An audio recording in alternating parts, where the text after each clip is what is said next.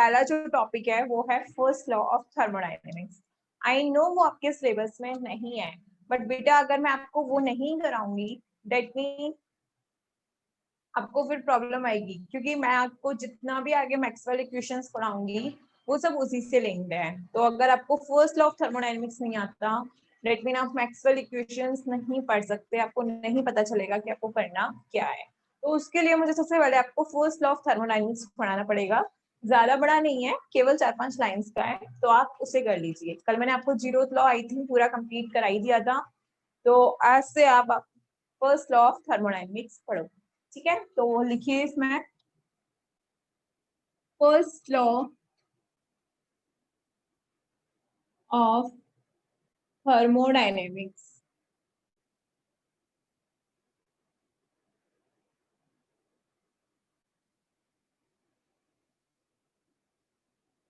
First law of thermodynamics, ठीक है। तो फर्स्ट लॉ ऑफ थर्मोडायनेमिक्स में आपको मैं बता देती हूँ क्या होता है। पहले आप लोग हेडिंग डाल दीजिए first law of thermodynamics.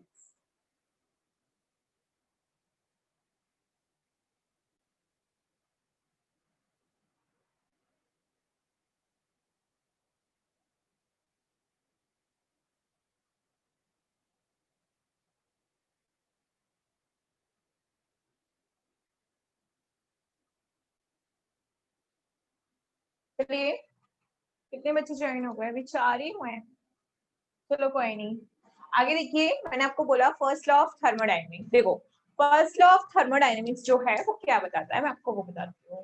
First law of thermodynamics में एनर्जी के कंजर्वेशन को बताता है कि एनर्जी जो है उसे ना तो क्रिएट किया जा सकता है ना ही डिस्ट्रॉयड किया जा सकता है, उसे केवल एक फॉर्म से दूसरी फॉर्म में कन्वर्ट किया जा सकता है। ये होता है आपका फर्स्ट लॉ ऑफ थर्मोडायनेमिक्स। तो ये तो as a conservation of energy की फॉर्म में है। मैं आपको नॉर्मल जो फर्स्ट लॉ ऑफ थर्मोडायनेमिक्स है वो बताती हूँ। देखिए, यदि ये तो मैंने बताई दिया आपको कि पहली बात तो ये law of conservation of energy को बताता है।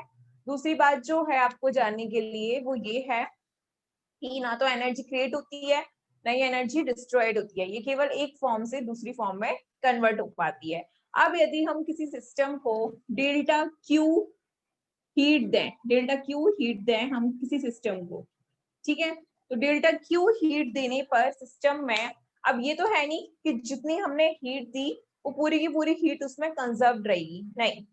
उसमें क्या होगा, उसकी जो हीट हमने उसको दी है, डेल्टा क्यू जो हमने उसको हीट दी है, उसमें कुछ ना कुछ हीट जो है, जो हमने उसको एनर्जी दी है, वो कुछ ना कुछ वर्क में कन्वर्ट होगी। यानी कि डेल्टा क्यू जो हीट है जो हमने गिवन टू द सिस्टम दी है वो उसमें वर्क में कन्वर्ट हो जाएगी डेल्टा डब्ल्यू में। यानी कि ऑब्वियसली हम किसी को एनर्जी दे रहे हैं, तो एनर्जी देने के बाद जैसे हमने खाना खाया, तो ये तो है नहीं कि हम जितना खाना खा रहे हैं पूरा के पूरा खाना जितने उतना ही वर्क कर रहे हैं, ऐसा तो पॉसिबल नहीं है। लेकिन हमने जो खाना खाया, हमें जो एनर्जी मिली, उसका कुछ पार्ट हमने काम करने में वेस्ट कर दिया।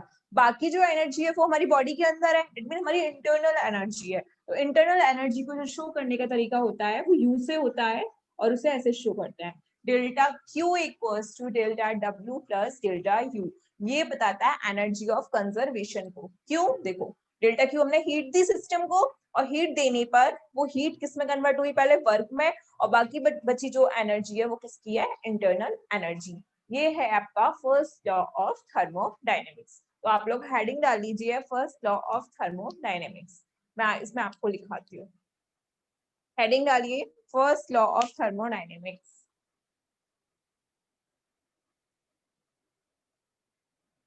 देखिए इसमें it is the it is the law of it is the law of conservation of energy. It is the law of conservation of energy. सभी को मेरी आवाज आ रही है? प्लीज मुझे चैटिंग के थ्रू बताइए आप लोगों को आवाज क्लियर आ रही है या नहीं। Sonam please reply, Naman reply me कि आप लोगों को आवाज क्लियर आ रही है या नहीं, मुझे आप लोग रिप्लाई करके बताइए। ओके, वेरी गुड बेटा, ठीक है, थैंक यू। चलिए, मैंने क्या कहा, फर्स्ट लॉ ऑफ थर्मोडायनेमिक्स में लिखिए it is the law of conservation of energy. It is the law of conservation of energy full stop लगा के लिखिए, according to this law, according to this law, okay बेटा Khushhal, according to this law energy, comma लगा के, according to this law, comma energy, energy neither, energy neither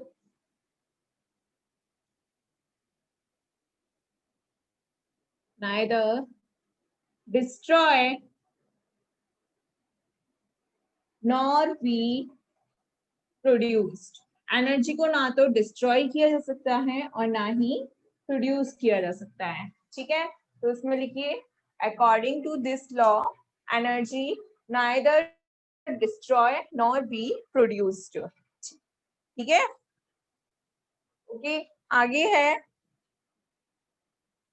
full stop लगा के लिखिए इसी में, it can change, it can change from, it can change from one form to, it can change from one form to another form, it can change from one form to another form,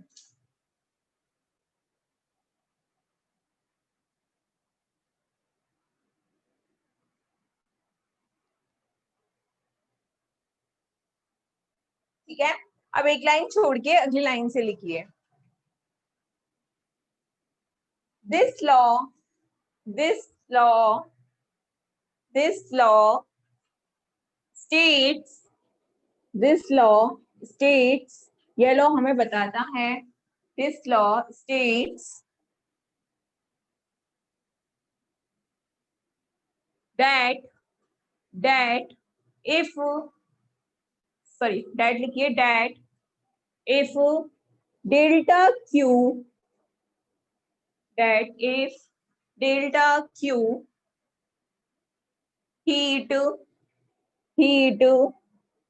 is given to the system, delta q heat is given to the system, अगर हमने किसी system को कितनी heat दी, delta Q,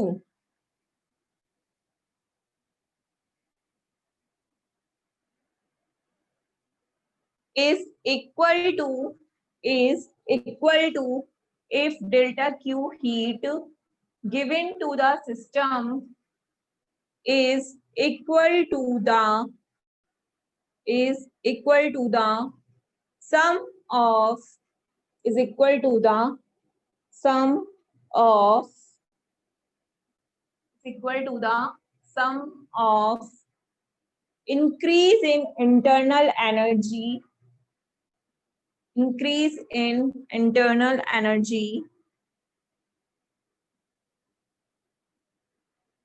internal energy delta U, ये लिखिए delta U, and and and work done, work done delta W, work done delta W by the system, यानी कि total जो एनर्जी है वो आपकी इंटरनल एनर्जी में जो इंक्रीजमेंट हुआ है उसके प्लस आपका जो वर्क डन है सिस्टम के थ्रू किया गया है उसके, उन दोनों के इक्वल के बराबर होती है। क्या, जो आपने हीट दी। देखो नॉर्मल सी बात है, आपने खाना खाया और खाना खा के आप कुछ ना कुछ काम तो करोगे, बट ये तो है नहीं कि जितनी क्वांटिटी आपने, जितनी कैलोरीज ली है वो पूरी की पूरी कैलोरीज आप बर्न कर दो, ऐसा तो पॉसिबल नहीं है।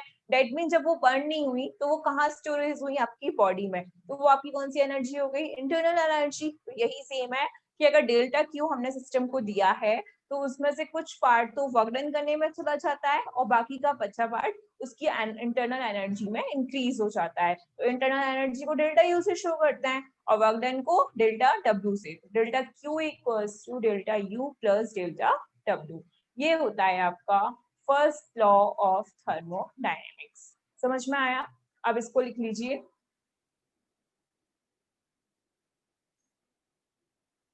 Delta Q equal to delta U plus delta W.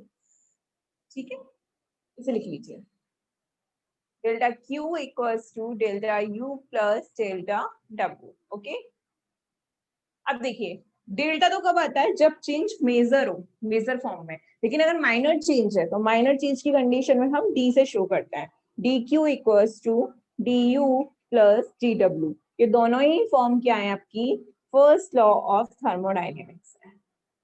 ठीक है, ये दोनों ही फॉर्म क्या है आपकी, फर्स्ट लॉ ऑफ थर्मोडाइनेमिक्स। समझ में आ गया, समझ में आया बेटा या नहीं? आपकी क्लास के और स्टूडेंट्स क्यों ज्वाइन नहीं कर रहे हैं, can you tell me please? कोई भी आंसर दो, उनको पता नहीं है इसलिए ज्वाइन नहीं कर रहे, या फिर वो क्लास लेते ही नहीं है स्टार्टिंग से इसलिए ज्वाइन नहीं कर रहे। प्लीज रिप्लाई करो मुझे, कोई भी रिप्लाई करो एक जना, कोई तो रिप्लाई करो बेटा, I am waiting for your reply.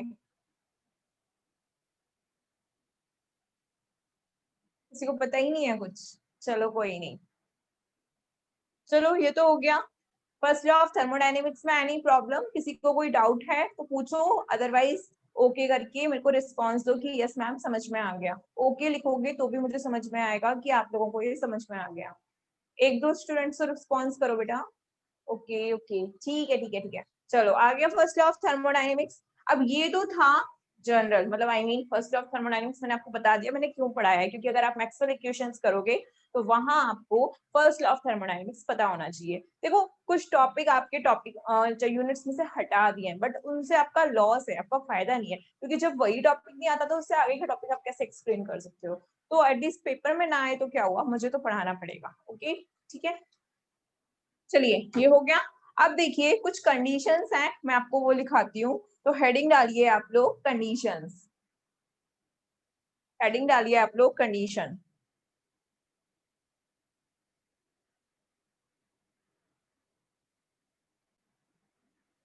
ठीक है, इसमें लिखिए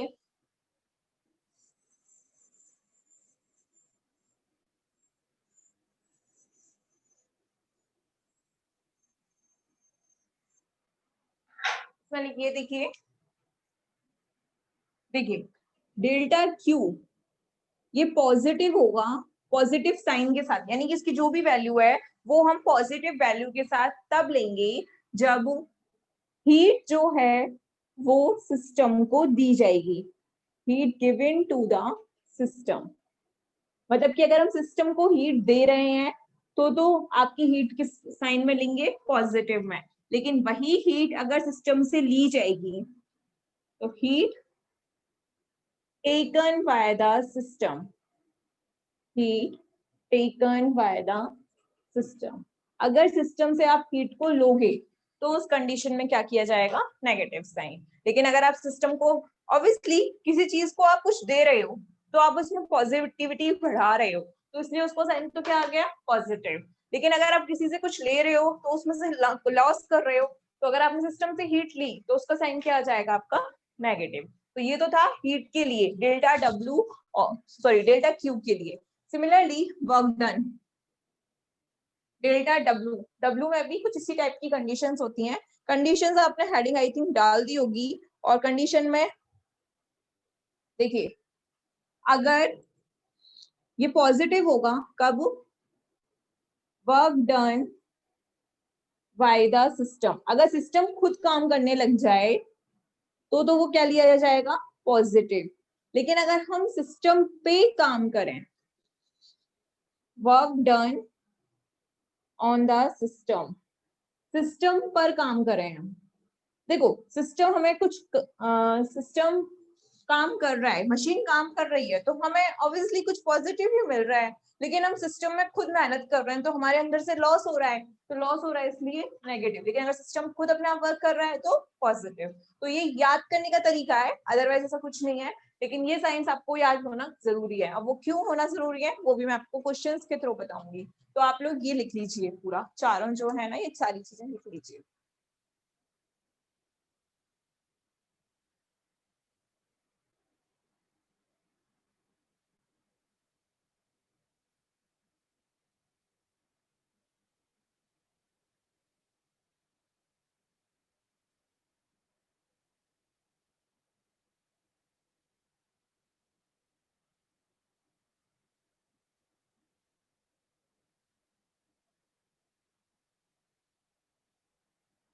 कर लिया क्या आप लोगों ने?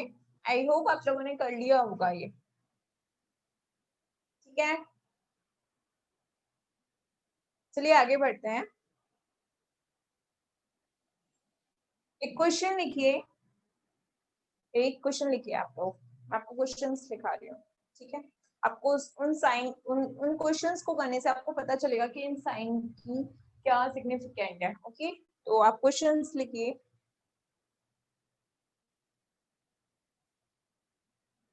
if 100 joule if 100 joule work is done if 100 joule work is done by the system if 100 joule work is done by the system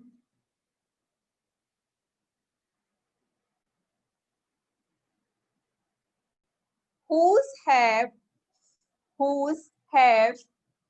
the internal energy whose have the value of internal energy whose have the value of internal energy is 80 joule is 80 joule, then find out find out the heat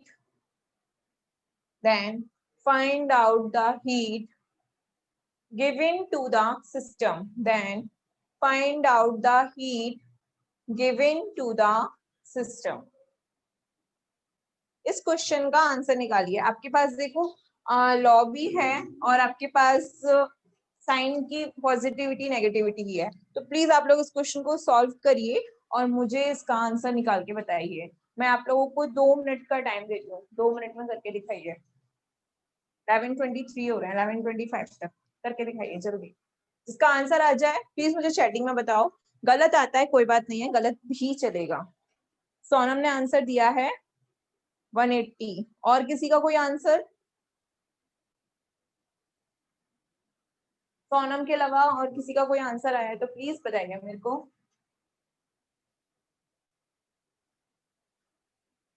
sorry ma'am. Y बेटा, Y are you sorry? कोई और answer आ रहा है क्या आपका?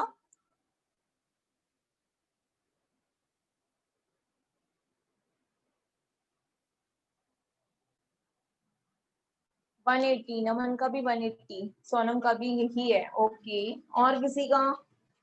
राज, कोई राज भी है इसमें? और कौन है?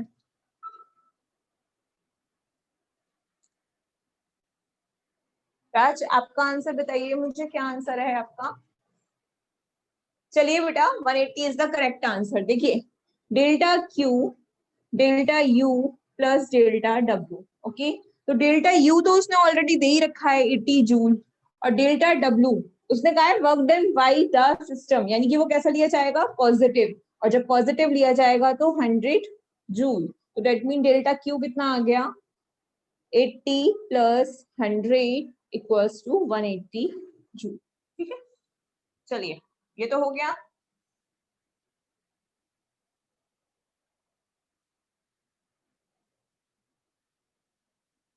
आप लोग नेक्स्ट क्वेश्चन कीजिए, नेक्स्ट क्वेश्चन कीजिए।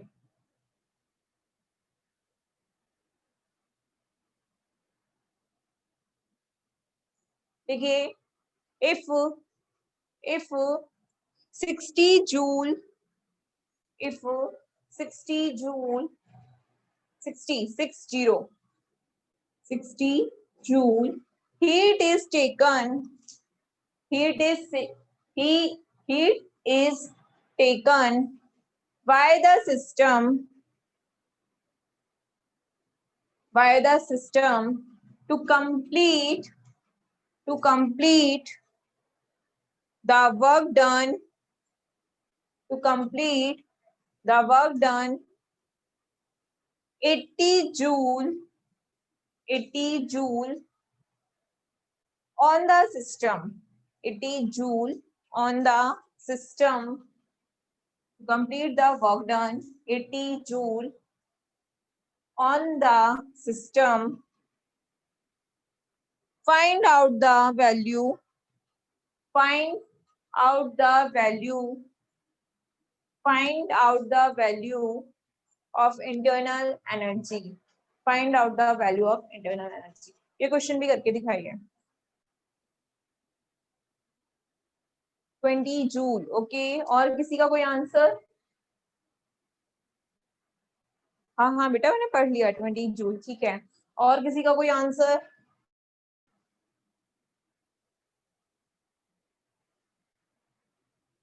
तुषार का भी 20 जूल ही आया है. आप लोग कोई पढ़ते हो गया और कोई क्यों नहीं पढ़ रहा? नमन आंसर दो, राज आंसर दो. बेटा गलत आंसर दोगे कोई प्रॉब्लम नहीं है, पर आंसर तो दो, मुझे पता तो चले आप लोग कुछ कर रहे हो. राज का भी 20 जूल ही है. ओके, और किसी का कोई आंसर नहीं आया? 20 है सबका confirm? Are you sure all?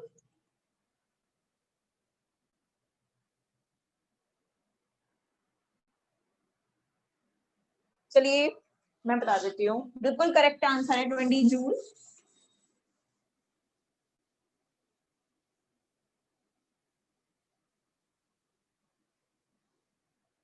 देखिए अच्छी बात है, आ गया, नहीं आया वो भी अच्छी बात है. देखिए मैंने क्या कहा कि आपका वर्क डन जो है वो सिस्टम पे किया जा रहा है, यानी कि delta W on the system है, तो वो कितना है आपका? आई थिंक 80 जूल है, तो वो माइनस के 80 आ गए.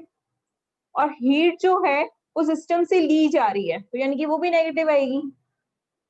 तो फॉर्मूला क्या होता है? डेल्टा क्यू बराबर delta U plus delta W. ठीक है, तो डेल्टा क्यू कितना है? माइनस का 60. डेल्टा यू आपको पता नहीं.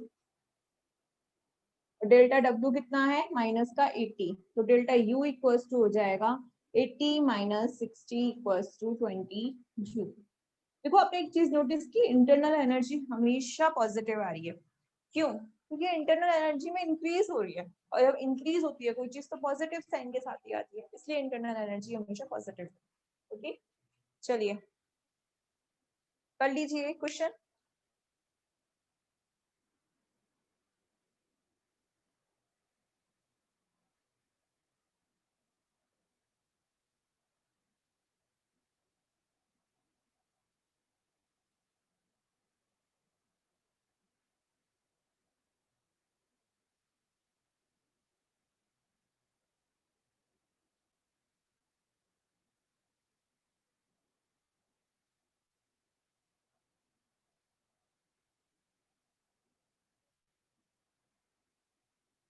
हो गया सभी का?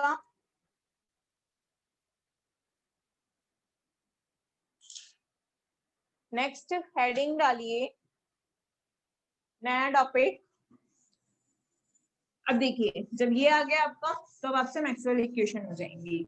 मैक्सवेल इक्वेशन जो है वो वेव जो होती है ना उनकी फॉर्म को डिफाइन करती है, मतलब वेव के बारे में सारा सब कुछ एक्सप्लेन करती है. ठीक है, तो पहले लिखिए आप लोग Maxwell equation.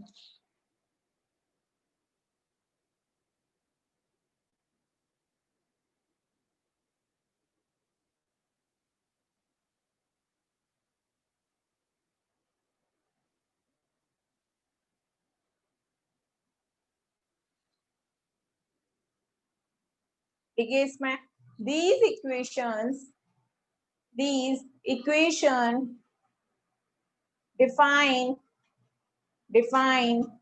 the relation between these equation define the relation between these equation define the relation between thermodynamics coordinate.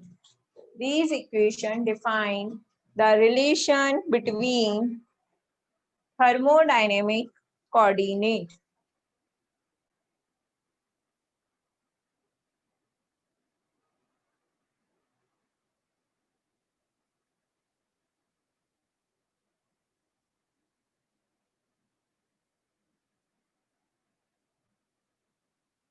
ठीक है, देखिए आपकी मैंने क्या कहा कि ये रिलेशन डिफाइन करती है किसके बीच में, थर्मोडायनेमिक कोऑर्डिनेट्स के बीच में। अब थर्मोडायनेमिक कोऑर्डिनेट्स होते कौन कौन से हैं, तो वो आपको पता होने चाहिए। थर्मोडायनेमिक कोऑर्डिनेट होता है बेटा आपके पी, यू, टी और एस। पी जो है वो प्रेशर को शो करता है, यू जो है वो आपकी इंटरनल एनर्जी को शो करता है, टी जो है वो आपके टेम्परेचर को शो करता है,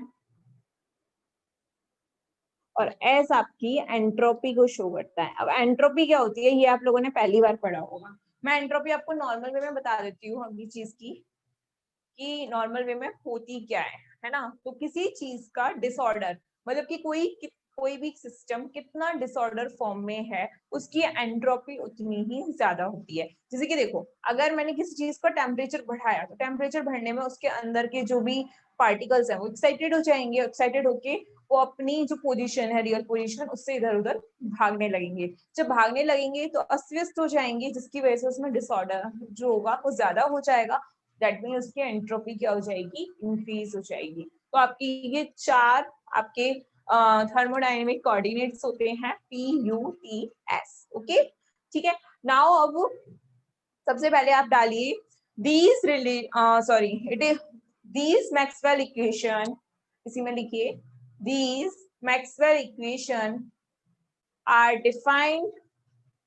are defined these Maxwell equation are defined for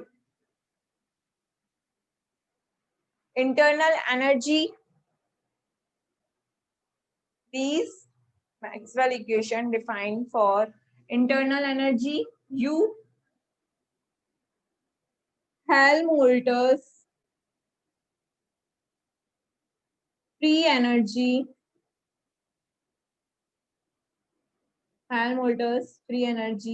F, enthalpy. ये सब नए वर्ड्स हैं, इनको मैं डिफाइन करके बताऊंगी आपको। Enthalpy, U, and Gibbs free energy,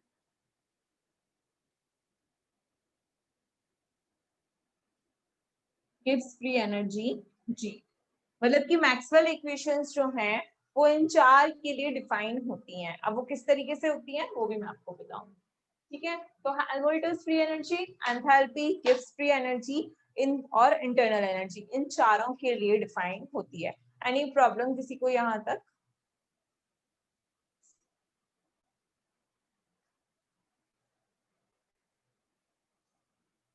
नहीं है किसी को कोई प्रॉब्लम? वेरी गुड, चलिए ठीक है, हो गया।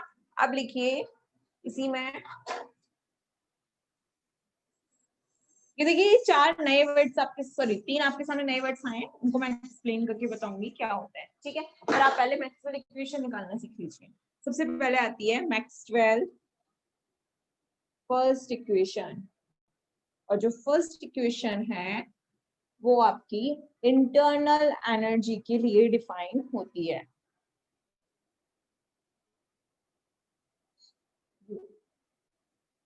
देखिए heading, Maxwell first equation internal energy you के लिए डिफाइन होती है, ठीक है।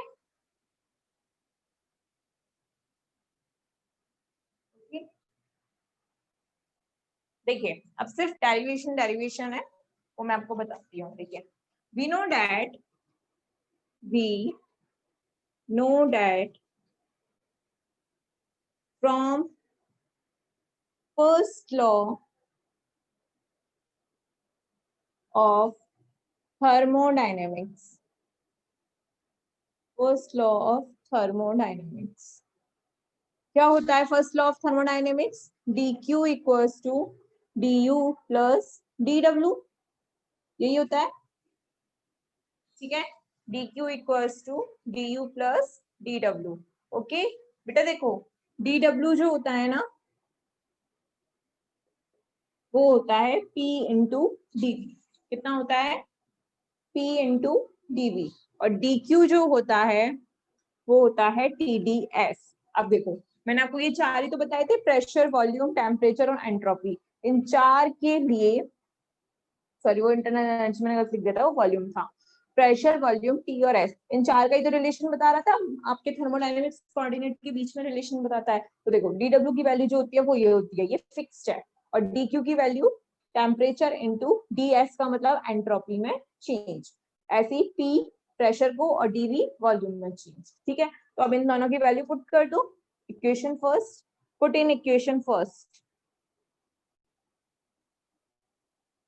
तो ये हो जाएगा डी क्यू की वैल्यू कितनी है, T d S, T d S बराबर d U plus T W की value T d we.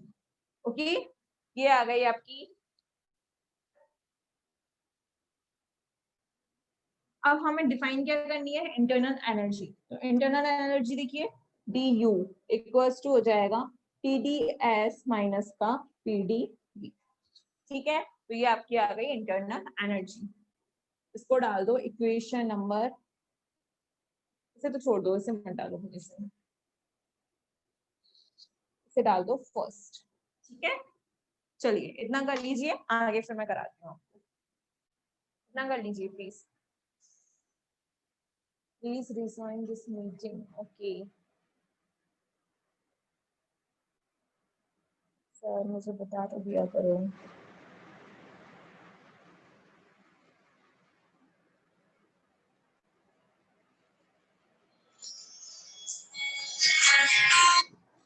Hello, okay okay sir. बेटा आप लोग रिज्वाइन कीजिए मीटिंग को। फर्स्टली